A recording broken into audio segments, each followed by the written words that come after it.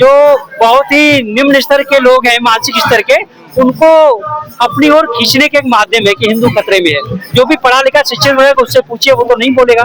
जैसे ही आप कोई सही बात कहोगे तो आप देश विरोधी ठहरा दिए जाओगे, जैसे आप पाखंड की बात करोगे तो आप धर्म विरोधी ठहरा दिए जाओगे।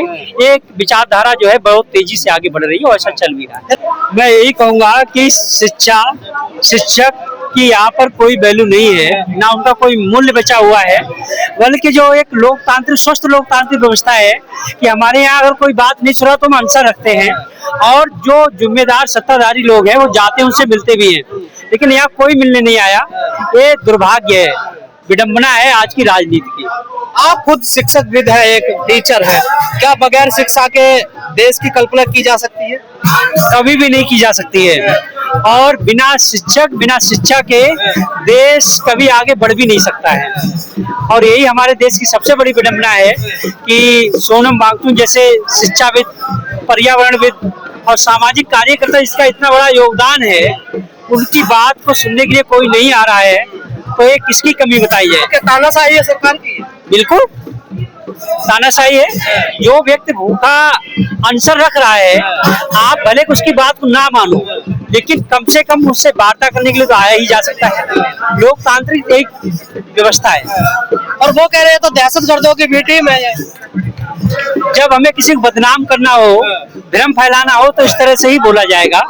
ये विदेशी फंडिंग से आ रहे हैं, एंटी नेशनल हैं, इसी तरह से गुमराह किया जाता है। बीजेपी प्रेसिडेंट ने कहा कि इनका इलाज करेंगे, ये वायरस है, तो जंतर मंतर पर बैठे। हाँ, वो कुछ भी कह सकते हैं, बेशक कुछ भी कह सकते हैं। जिसको अपने पे तानाशाही है, जिसपे अपने पे घमंड है, बल्कि जिसको शिक्षा और शिक्षक की अहमियत नहीं है, वो कुछ भी बोल सकता है। अभी तो एसएससी का जब यहाँ पर शायद अभी साल भर नहीं हुआ है, तो जब छात्र अपनी मांग को लेके गए तो छात्रों की पिटाई की, लाठीचार्ज हुआ। हाँ, और जब शिक्षक आए छात्रों की बात करने के लिए, तो शिक्षकों के साथ कितनी बेहूदगी से पेश आया गया, उनके लिए धकियाया गया है, और धकिया के जबरदस्ती बस में घसीट के और फर्श में जाके बिठाया गया गर्मी में।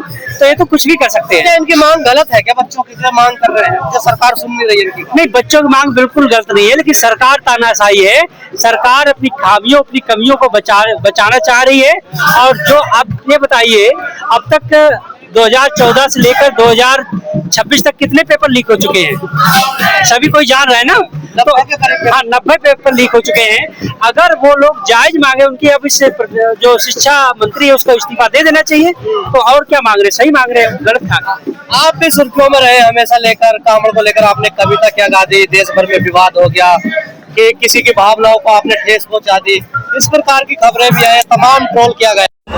तो क्या देश अब धार्मिक हो चला है? शिक्षा पे सरकार का कोई ध्यान नहीं है, देश को अंधविश्वास, पाखंडवाद में झोंक दिया गया है? हाँ, बिल्कुल, मैं इस बात से सहमत हूँ।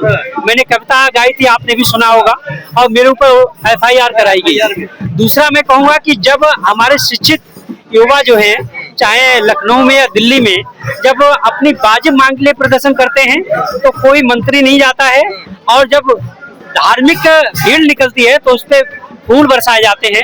और अभी भी अगर आप देखोगे उत्तर प्रदेश में, तो जो माध्यमिक विद्यालय हैं, उनकी स्थिति, कई ऐसे विद्यालय मिलेंगे जो बरसात होती है उनकी छतें टपक रही हैं, जबकि वही जो धार्मिक स्थल हैं उनके लिए बहुत कई करोड़ रुपए दिया गया है। तो कहीं ना कहीं शिक्षा के लिए जो है चोरी भी होना चाहिए। हाँ, वो तो चल ही रही है, उसमें वो भी छिपा नहीं रह गया। जैसे वो यहाँ पे भी है, ऐसे वैष्णो देवी भी है कि चढ़ावा चोरी हो रहा है।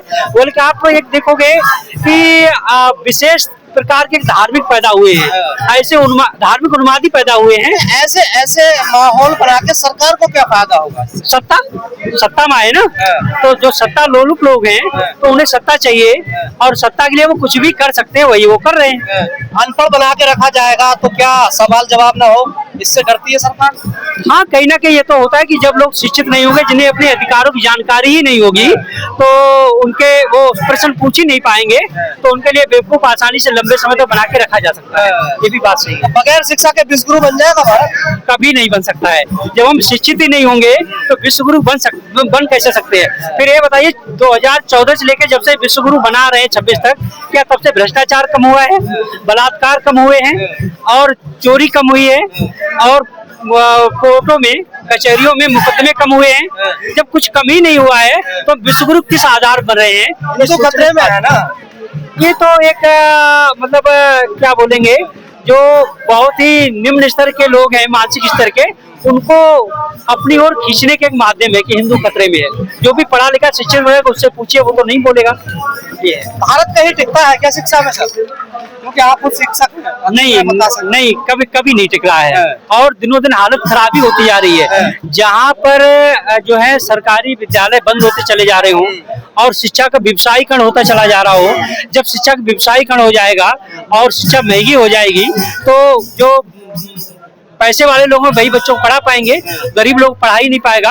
तो जब गरीब पढ़ ही नहीं पाएगा तो हम विश्वगुरु बन कैसे सकते हैं? हम विश्वगुरु तभी बन सकते हैं जब जो नीचे अंतिम पायदान में जो खड़ा हुआ है वो शिक्षित हो जाए और वो अपने अधिकारों को जान जाए और दूसरे के अधिकारों को भी समझ जाए और उसे अधिकार बड़ी सहजता और सरलता से मिल जाए। जब सोनम वांगचुक जैसे लोग भूख हड़ताल पे बैठे रहेंगे, उनको कोई पूछने नहीं आएगा, उनको कोई सुध लेने नहीं आएगा, हम विश्वगुरु कभी नहीं बन सकते हैं। क्या भविष्य क्या नजर आ रहा है आपके सामने? अब ये तो समय ही बताएगा। हालांकि जिस तरह से लोग आ रहे हैं और नए नए लोग जुड़ भी रहे हैं, तो अब आने वाला समय ही बताएगा कि आगे बड़ी आबादी है देश में, युवाओं का देश कहा जाता है, लेकिन यहाँ पिछले 24 दिन से हम भी देख रहे हैं कोई युवा नजर नहीं आ रहे। दरअसल अभी से नहीं, जब से हमारा देश गुलाम भी रहा है ना, उससे पहले हम अगर देखेंगे तो हमारा देश लगभग 1000 सालों तो गुलाम रहा है। तो अगर हम देखें विदेशी आक्रांता कितने % थे भाई? जब हमारा देश आजाद हुआ तो 33 करोड़ लोग थे। तो अगर जिस समय जो आजादी लड़ाई लड़ रहे थे उनकी भी परसेंटेज बहुत कम थी, आज भी वही परसेंटेज निकलेगी आबादी के हिसाब से। तो क्या ये जो आंदोलन कर रहे हैं, कई बार ये भी कहा गया कि इन लोगों के ऊपर हमले किए गए, ये देशद्रोही जैसे आपने कहा, एंटी नेशनल, विदेश से इनके कनेक्शन बताए गए, कई लोगों के सर भी फूटे यहाँ पर आकर। तो क्या उन लोगों को अगर इनके ऊपर हमला करना चाहिए, सर फोड़ना चाहिए, इसका विरोध करना चाहिए? ये गलत है। लोकतंत्र के ये व्यवस्था है कि कोई भी व्यक्ति धरना मतलब शांतिपूर्वक धरना प्रदर्शन कर सकता है और वो धरना प्रदर्शन कर रहे हैं, बल्कि उनके लिए और जो है सहूलियत देना चाहिए। आजकल देश में ये हो गया, अगर किसी चीज का विरोध करो, बीजेपी का है, बीजेपी सरकार का है, मोदी जी का, उसे देश से जोड़ दिया जाता है। नहीं, जैसे ही आप कोई सही बात कहोगे तो आप देश विरोधी ठहरा दिए जाओगे, जैसे आप पाखंड की बात करोगे तो आप धर्म विरोधी ठहरा दिए जाओगे। एक विचारधारा जो है बहुत तेजी से आगे बढ़ रही है और ऐसा चल भी रहा है। ये दिन भी वही था, 12 जुलाई को पिछले वर्ष थी, संयोग से आज भी 12 जुलाई है।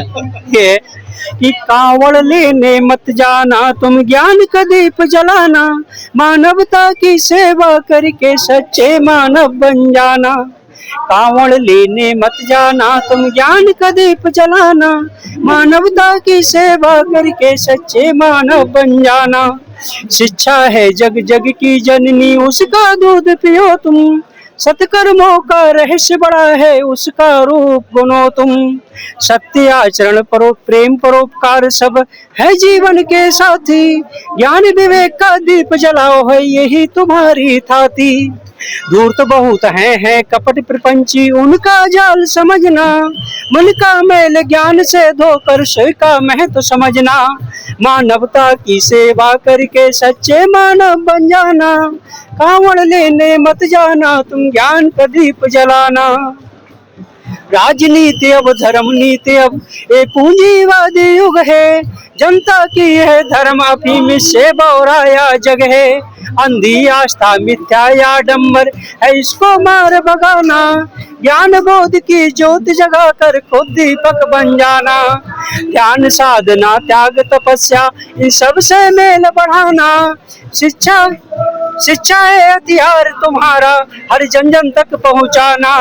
कांवड़ लेने मत जाना, तुम ज्ञान का दीप जलाना, मानवता की सेवा करके सच्चे मानव बन जाना।